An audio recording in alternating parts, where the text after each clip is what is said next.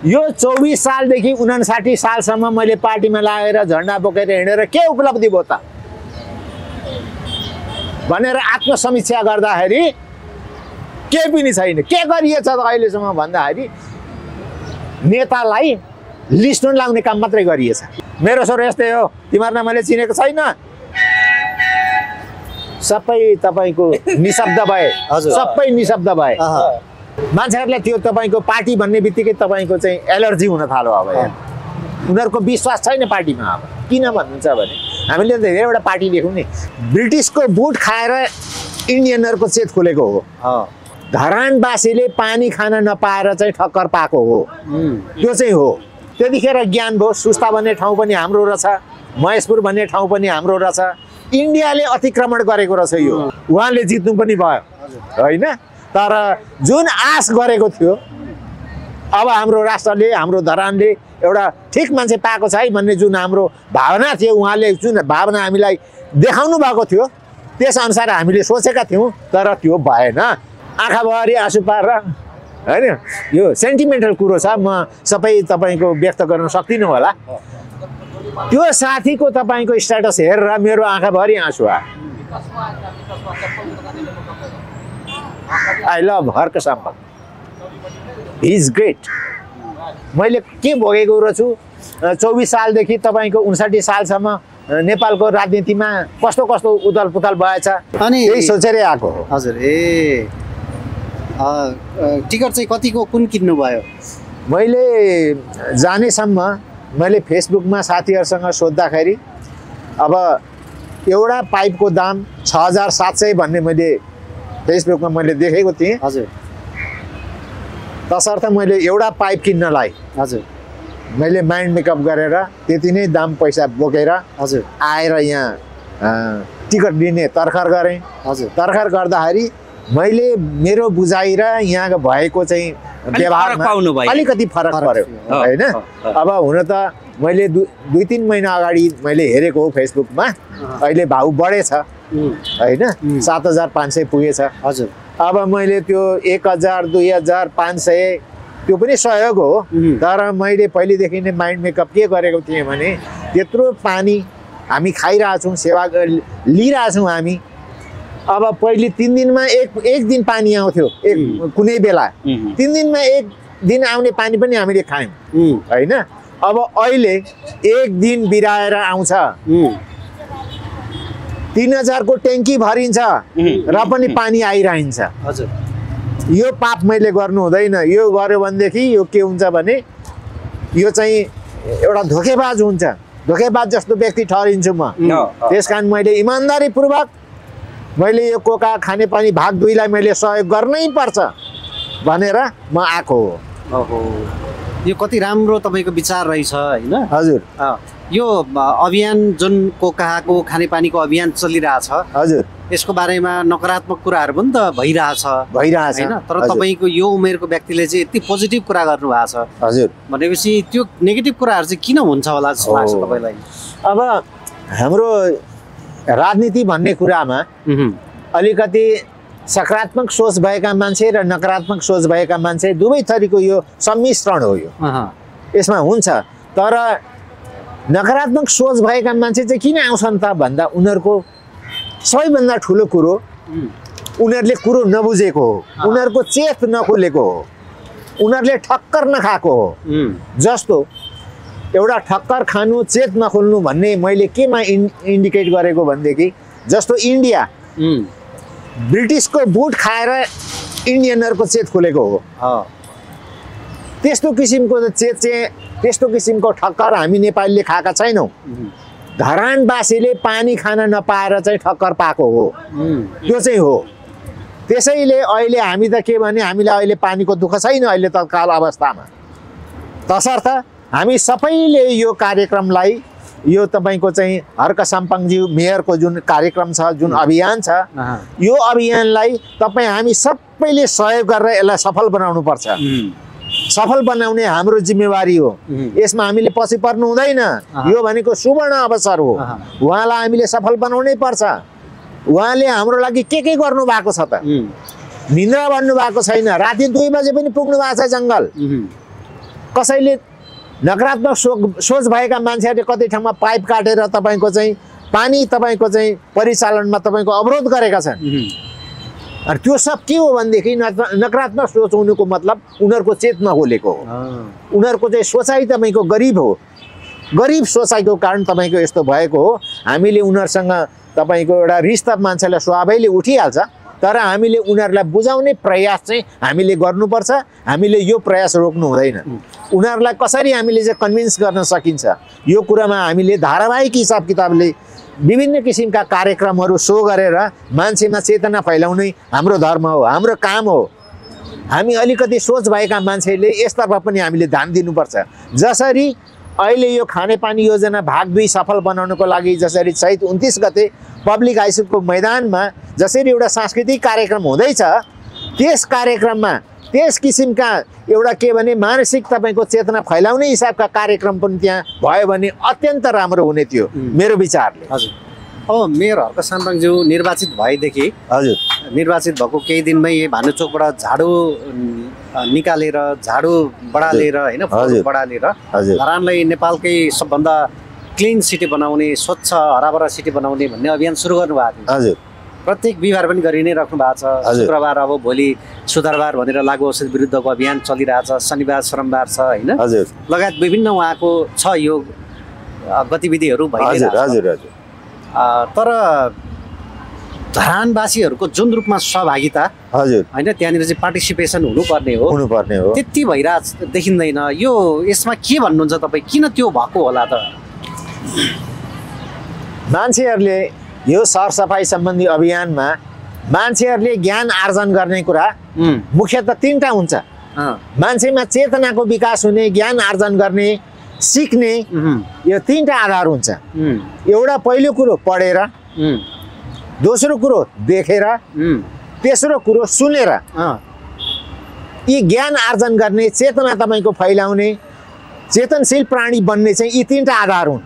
यी 3टा आधारमा चाहिँ कुनै एउटाको 1-2वटाको कमी भयो भने तपाईँको यस किसिमको व्यवहार तपाईँको हुन्छ। अब हाम्रो यहाँ यो त एउटा धरान भनेको त के भने एक्स दाजुभाइहरूको भुपु लाउरेहरूको यो सहर हो। त भुपु लाउरेहरूको सहर, उनीहरूलाई चाहिँ यो सरसफाइ गर्नुपर्छ भन्ने ज्ञान कहाँबाट आयो त भन्दा अधिकांश हाम्रा चाहिँ भुपु भाइहरू, यो लाउरमा जाने दाजुभाइहरू पहिलेदेखि नै विदेशतिर जानुभयो। उहाँहरूले देख्नुभयो कसरी मान्छेले यो चेतनशील प्राणीले बस्नुपर्ने कसरी रहेछ भन्ने कुरो देख्नुभयो, सुन्नुभयो, व्यवहारमा गर्नुभयो पनि।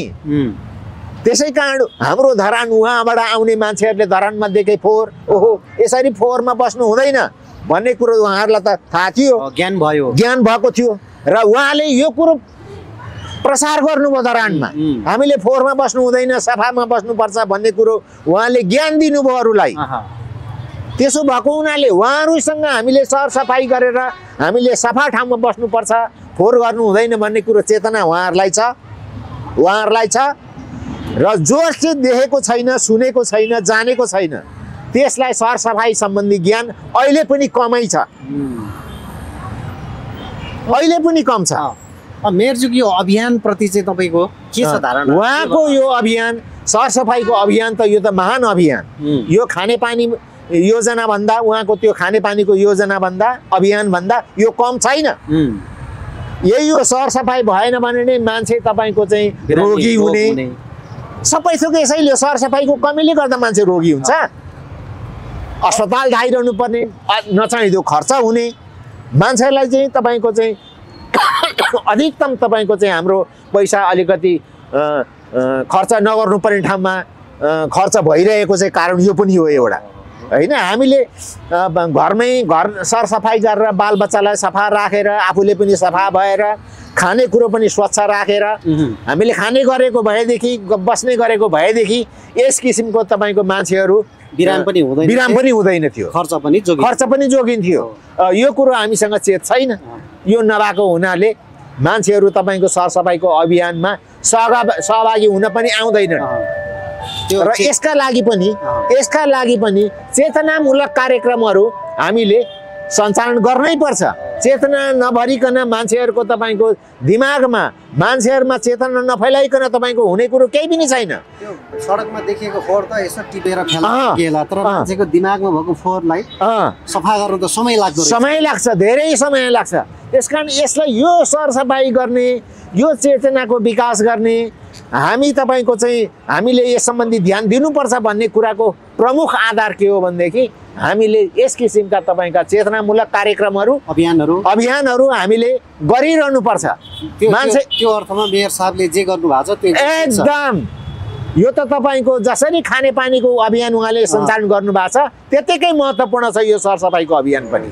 अब मेयर हर्क साम्पाङ जो कि सेरोफेरोमा हामी कुरा गरिरहेछौँ, हजुर उहाँको उहाँकै अभियान हो, साङ्गीतिक कार्यक्रम हुँदैछ उहाँकै अभियान हो, उहाँको अभियानलाई सफल बनाउने अर्को अभियान हो। उहाँलाई चाहिँ तपाईँले कहिलेदेखि चिन्नुभयो, कहिलेदेखि बुझ्नुभयो? मेयर हर्क साम्पाङलाई मैले चिन्ने कुरामा मैले कुरा गर्नु पर्दाखेरि हजुर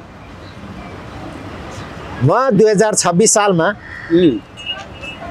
मैले महेन्द्र कलेजमा मैले एडमिसन गरेको। यहाँ हाम्रो एमएमसी हजुर 26 सालमा तपाईँको एडमिसन गरिसकेपछि त्यहाँ प्रवेश गरिसकेपछि विभिन्न कुराहरूको राजनैतिक कुराहरूको तपाईँको ज्ञान मैले त्यहाँ सिक्दै गएँ। हजुर त्यतिखेर के थियो भन्नुहुन्थ्यो भनेदेखि एउटा राजनीतिक कुरोमा अलिकति गरेँ, तपाईँहरू माफ गर्नु होला, छोटो माफमा भनिहाल्छ। अब यो के थियो भने त्यतिखेर सुस्ता पनि हाम्रो हो, महेशपुर पनि हाम्रो हो, विस्तारवादी भारत मुर्दाबाद भन्ने नारा लिएर हामीलाई एक दिन चाहिँ तपाईँको र्यालीमा निकालिएको थियो। अनि त्यतिखेर ज्ञान भयो सुस्ता भन्ने ठाउँ पनि हाम्रो रहेछ, महेशपुर भन्ने ठाउँ पनि हाम्रो रहेछ, इन्डियाले अतिक्रमण गरेको रहेछ यो भन्ने कुरो त्यो ज्ञान त्यतिखेर थाहा भयो मलाई। त्यो 42 सालतिर 26 साल 27 सालको कुरो 27 सालको कुरो हो। अनि त्यतिखेर तपाईँको त्यसरी राष्ट्रिय भावनाले ओतप्रोत भएको यो ठुलो कुरो थिएन। राष्ट्रिय भावनाको कुरो थियो, फलानु ठाउँ पनि महेशपुर पनि हाम्रो हो, सुस्ता पनि हाम्रो हो, भारतले अतिक्रमण गरिरहेछ भन्दाखेरि नेपाल प्रहरीले हामी माथि चाहिँ असुर ग्यास प्रहार गरेको थियो। त्यो पुल त्यही छ, अहिले पनि छ त्यो पुल, क्याम्पस अगाडिको पुल त्यही हो। हामी लामबद्ध भएर बसेको बेलामा प्रहरीले असुर ग्यास फालेको। तपाईँहरूमा त्यस्तो राष्ट्रियता भावना थियो होइन? जागेको थियो हो। अनि गर्दै गर्दै पढ्दै गइयो अनि एक ताका हामी कलेज पढ्दै हाम्रो सांसद हुनु उहाँ पछि पहिले त मेयरै हुनुभएको थियो, प्रधान पञ्च हुनुभएको थियो कृष्ण कुमार राई। के राई महेन्द्र कलेजमा पञ्चायत भन्ने विषय पढाउनुहुन्थ्यो, पञ्चायत। अनि पछि उहाँले आफ्नो राजनीतिलाई के गर्नुभयो भनेदेखि आफूलाई चिनाउनु भयो विद्यार्थीहरू समक्ष, हामीले चिन्यौँ हो उहाँ त प्रगतिशील मान्छे हुनुहुँदो रहेछ, भेरी गुड, यस्तो किसिमको भावना हामीमा जागृत भयो। अनि उहाँले पछि के गर्नुभयो भने प्रधान पञ्चमा उहाँले फाइट गर्नु। सारा कलेजका मान्छेहरू कलेजका विद्यार्थीहरू तपाईँको उहाँलाई जिताउनुको लागि परे। सारा ठाउँमा फैलिए विद्यार्थीहरू, उहाँले जित्नु पनि भयो होइन। तर जुन आश गरेको थियो अब हाम्रो राष्ट्रले हाम्रो धरानले एउटा ठिक मान्छे पाएको छ है भन्ने जुन हाम्रो भावना थियो, उहाँले जुन भावना हामीलाई देखाउनु भएको थियो त्यसअनुसार हामीले सोचेका थियौँ, तर त्यो भएन। त्यसपछि गर्दै अहिलेसम्ममा प्रधान पञ्च र मेयर गरेर 8 जना हुनुभयो होला, मैले गन्दाखेरि 8 जना पुर्याउँछु म होइन। तर हामीले सोचे अनुसारको जुन हामीले राजनीतिक अलिकति चाहिँ थोरै भए पनि हामीले जुन ज्ञान आर्जन गरेको थियो त्यो मुताबिकको काम कुनैले पनि गरेनन्। अब अहिले आएर भर्खर 3 वर्ष लगभग हुँदैछ हाम्रो मेयर हर्क सर, उहाँले स्वतन्त्र उम्मेदवारको रूपमा तपाईँले उहाँले जित्नुभयो। जितेपछि जुन उहाँले पहिलो कदम तपाईँको म खानेपानी चाहिँ म धरानेवासीलाई म खुवाउँछु भनेर उहाँको जुन अठोट थियो त्यो अठोट मुताबिक उहाँले कदम चाल्न सुरु गर्नुभयो। अब यो कदम चाल्दाखेरि मेरो एकजना साथी, मैले भएको कुरो भन्दैछु, मेरो एकजना साथी हुनुहुन्थ्यो केशव कार्की। उहाँ चाहिँ विराटनगर नोबेल अस्पतालको बेडमा हुनुहुन्थ्यो, बेडमा उपचाररत। उहाँले हेर्नुभएछ हर्क साम्पाङको हरकत हेरेपछि उहाँको आँखामा आँसु आयो। अस्पतालको अस्पतालको बेडमा मैले एकदम रियल कुरो गर्दैछु है यो। अनि उहाँले पोस्ट गर्नुभयो स्ट्याटस, आँखाभरि आँसु पारेर, होइन? यो सेन्टिमेन्टल कुरो छ, म सबै तपाईँको व्यक्त गर्न सक्दिनँ होला। त्यो साथीको तपाईँको स्ट्याटस हेरेर मेरो आँखाभरि आँसु आयो। I love Harka Sampang, he is great.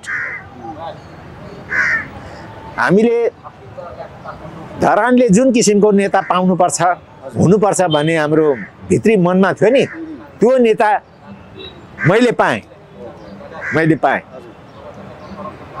तपाईँ अहिले यो कुरा भनिरहँदाखेरि अहिले पनि त तपाईँको आँखामा आँसु देखिरहेछ। त्यो स्ट्याटस पढ्दाखेरि जुन भावना तपाईँमा उड्लिएर आयो नि, होइन? भावना छचल्क्यो। अहिले पनि त्यही क्षण म देखिरहेको छु क्या तपाईँ। जसले जेसुकै भन्नुहोस्, हजुर, जसले जेसुकै भन्नुहोस्, मेरो ब्रह्मले देखेको, हजुर, तपाईँको धरानवासी नेपाल तपाईँको नेपालीहरूले, उहाँले यो धरानमा मात्रै बस्ने होइन, हर्क साम्पाङ त्यस्तो मान्छे होइन। उहाँले धरानमा सीमित हुनु हुँदैन। मैले यो कुरो पोस्ट गरेर मैले मोबाइलमा हालिसकेको छ। हजुर, यो लगभग 2-2.5 वर्ष अगाडि नै मैले हालेको। उहाँले धरानको मेयर भएर बस्ने होइन। यस्तो मान्छे तपाईँको केन्द्रमा चाहिन्छ। सिंहदरबार जानुपर्छ, प्रधानमन्त्री हुनुपर्छ। हामी धरानको सीमित जनतालाई मात्रै उहाँले सेवा दिने होइन, उहाँले काम देखाउने होइन। उहाँले तमाम नेपालीको आशा भरोसाको केन्द्र हो हर्क साम्पाङ भनेको। उहाँले वहाँ जानुपर्छ, हामीले सपोर्ट गर्नुपर्छ। यसका लागि हामीले तन मन धन दिएर उहाँलाई वहाँ पुर्याउने काम चाहिँ हामीले गर्नुपर्छ। तपाईँले यसो भनिरहँदाखेरि फेरि बाधा व्यवधान, होइन? अब के भन्छ नि, छिर्के हान्ने, दाउपेच, राजनीतिक रूपमा त षड्यन्त्रहरू धेरै हुन्छ नि। धेरै हुन्छ। उहाँ त एक्लै हिजो पनि लड्नुभयो, अहिले पनि अब उहाँको सङ्गठन छैन, होइन? उहाँको पार्टी छैन, कार्यकर्ता पनि सीमित स्वतन्त्र व्यक्तिहरू अभियन्ताको रूपमा हुनुहुन्छ। तपाईँले भने जस्तो सिंहदरबार यो रूपमा, यो गतिबाट पुग्न सकिएला, छिर्न सकिएला? सकिन्छ। मैले भने नि, हजुर, मैले तपाईँको उहाँलाई हाम्रो साथ सुनसरी क्षेत्र नम्बर 1 का तमाम जनताले साथ सहयोग गर्नुपर्छ। यसका लागि हामीले के गर्नुपर्छ? भोलिन्टियर भएर खट्नु पर्यो, मान्छेहरूलाई कन्भिन्स गर्नु पर्यो। जे काम आइलाग्छ त्यो काम हामीले गर्न सक्नु पर्यो।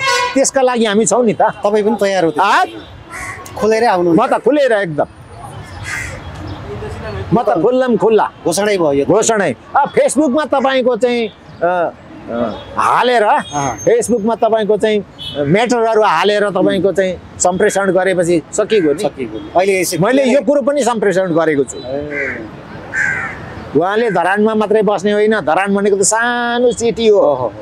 उहाँले तमाम नेपालीहरूलाई सेवा गर्नुपर्छ। तमाम नेपालीले उहाँको सेवा पाउनुपर्छ।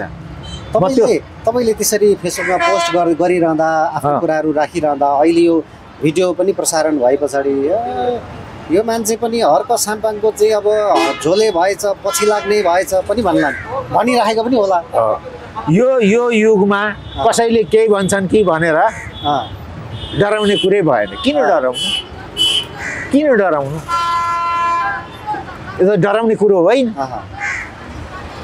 यो त के भने राष्ट्रका लागि मैले कुरो गरेको, तमाम नेपाली जनताले सुख पाउन् भनेर मैले यो कुरो गरेको। मैले मात्रै सुख पाउँ भनेर त गरेको होइन। मैले आफ्नो मात्रै स्वार्थ राखेर त मैले कुरो गरेको होइन। तमाम नेपाली, उहाँ जस्तो मान्छे माथि भयो भने तमाम नेपालीले सुख पाउँछन्, उहाँलाई आनन्द आउँछ। जसरी मेरो आँखा रसायो त्यसरी तमाम नेपालीको आँखा रसाउनुपर्छ। तर फेरि हाम्रो समाज कस्तो रहेछ भने हामी विभाजित हुन्छौँ क्या राजनीतिक रूपमा धेरै। अब अहिले होइन हर्क साम्पाङले गरेको ठिक छ भन्नेहरू पनि हुनुहुन्छ। हो, अहिले फेरि अब चुनाव अबको 2-2.5 वर्षमा त चुनाव आउँछ आउँछ अनि त्यतिखेर होइन ठिक त ठिकै गरेको तर म मेरै अब पार्टी हो उहिलेदेखिको पार्टी यतै हाल्छु भनेर भोट फेरि अर्कोतिर होइन त्यसो गर्नु त मूर्खता भइगयो नि मैले भन्नु खोजेको अब भोलि जनताले सही रूपमा चाहिँ होइन यतिको मान्छे चाहिन्छ भनेर भोट दियो भने त तपाईँले भने सिंहदरबारै पनि उहाँ छिर्नु होला होला होला तर यसो विचार गर्दाखेरि दलहरू त सबै अब उहाँलाई छेक्न त लाग्छन् भोलि होइन गठबन्धन त्यसै पनि गठबन्धनको चर्चा हुन्छ उहाँलाई छेक्नको लागि पनि दलहरू बिचमा त गठबन्धन होला मेयर उपमेयर वडा अध्यक्ष होला होइन उहाँलाई मेयरलाई त हर्क सामग्रीलाई त गाह्रो छ नि गाह्रो छ यो सजिलो कुरो त होइन होइन तर उहाँले जसरी नदी नालाहरू तपाईँले छेकेर छेकिँदैन नि होइन कसैले छेकेर छेकिँदैन त्यसरी अविरल हाम्रो हर्क साम्पाङ यही काममा लागिरहनु भयो भने बगिरहनु भयो भनेदेखि मान्छेको दिन एक दिन चेत खुल्छ मान्छेको चेत खुल्छ अब यो चेत खोल्नका लागि हामीले अघि मैले भनिसकेको छु है एउटा कुरा हामीले यस किसिमका कार्यक्रमहरू यो चेतनामूलक कार्यक्रमहरू चाहिँ हामीले गर्न छोड्नु हुँदैन मान्छेमा चेतना चाहिँ दिनै पर्छ मान्छेको तपाईँको पशुपतिमा 4वटा ढोका किन एउटा ढोका 2टा ढोका भए हुन्थ्यो त पूर्व पश्चिम उत्तर दक्षिण किन चेत यो चाहिँ के भने भगवान पशुपतिनाथको मन्दिरमा 4 ढोका खोल्नुको मतलब के हो भनेदेखि चारैतिरको ब्रह्मज्ञानी ओहो चारै दिशा चारै ढोका खुलेको ब्रह्मज्ञानी एउटा मात्रै ढोका खुलेर हुँदैन हुँदैन कुरो त्यो हो त्यसका लागि चेतनामूलक कार्यक्रम एकदम जरुरी छ अब तपाईँ त हिजो राजनीतिक रूपमा पनि निकै चेतना बोक्नु भएको व्यक्ति हुनुहुँदो रहेछ होइन पञ्चायत कालमैदेखि नै हजुर होइन तपाईँलाई ढिलो पनि भइरहेछ हजुर अब एउटा कुरो चाहिँ बेला बेलामा यो मेयर हर्क साम्पाङले पार्टी सङ्गठन बनाउने कुरा गर्नुहुन्छ फेसबुकमा होइन कतिले ठिक भन्नुहुन्छ कतिले बेठिक भन्नुहुन्छ हजुर त्यो बहस खुला रूपमा बहस हुन्छ हजुर तपाईँलाई चाहिँ के लाग्छ तपाईँको धारणा चाहिँ के छ उहाँले पार्टी बनाउनु पर्छ कि पर्दैन यो यस्तो छ अब पार्टी सम्बन्धीमा कुरा गरौँ है हजुर 26 सालमा मैले भने नि त 26 सालमा मैले चाहिँ प्रवेश गरेको अझ 26 सालभन्दा अगाडि पार्टी प्रवेश मैले 26 सालभन्दा अगाडि गरेको 24 सालमा त्यतिखेर 24 सालमा अब कसरी प्रवेश गर्नुभयो तपाईँलाई म सुनाइदिन्छु महेन्द्र कलेजबाट विद्यार्थीको तपाईँको चाहिँ र्याली आयो पब्लिक हाई स्कुलका विद्यार्थीलाई पनि समावेश गराउने भन्ने उहाँहरूको पहिलेदेखिको योजना रहेछ म त्यतिखेर पब्लिक हाई स्कुलमा थिएँ त्यो र्याली भनेको कम्युनिस्टको र्याली ठिक अनुमान ठिक लाउनु अनि त्यो र्यालीमा पब्लिक हाई स्कुलका विद्यार्थी पनि सम्मिलित भए त्यो सम्मिलित हुने मध्येमा म एउटा हुँ मैले पनि तपाईँको ब्यानर बोकेर त्यही अघि मैले भने नि त्यस किसिमका विस्तारवादी भारतको चाहिँ नारा लाउँदै हामी निक्लेको हो होइन अब यो पार्टीको कुरो गर्दाखेरि मान्छेहरू वागदिक एकदम अब यति वागदिक मान्छेहरूलाई त्यो तपाईँको पार्टी भन्ने बित्तिकै तपाईँको चाहिँ एलर्जी हुन थाल्यो अब उनीहरूको विश्वास छैन पार्टीमा अब किन भन्नुहुन्छ भने हामीले त धेरैवटा पार्टी देख्यौँ नि नेपाली कङ्ग्रेस के अरे राष्ट्रिय प्रजातन्त्र पार्टी पनि हेऱ्यौँ नेपाली कङ्ग्रेस पनि हेऱ्यौँ नेपाल कम्युनिस्ट पार्टी पनि हेऱ्यौँ होइन किसिमका पार्टीहरू अब यो पार्टी भनेपछि मान्छेलाई एलर्जी भयो होइन एलर्जी भयो यो मान्छेले विश्वासै गर्दैन पार्टी भनेपछि अनि तपाईँको चाहिँ अहिले मान्छेमा के छ भने मान्छेलाई के धारणा आयो भने पार्टी निकालेर गऱ्यो भने पार्टीले काम गर्दैन किनभने पार्टीमा विविध विचारका मान्छे हुन्छ हुन त अहिले तपाईँको चाहिँ जाला अहिले चाहिँ सम्मिलित होला नि एकै ठाउँमा तर त्यहाँभित्र खेल सुरु हुन्छ हजुर होइन खेल सुरु हुन्छ तसर्थ तपाईँको भनाइ चाहिँ जनताले के पार्टीहरूलाई विश्वास गर्दैनन् त्यो हिसाबले मेयर हर्क साम्पाङले पार्टी खोल्नु ठिक होइन मेयर हर्क साम्पाङले यो छुट्टै हिसाब किताबको एउटा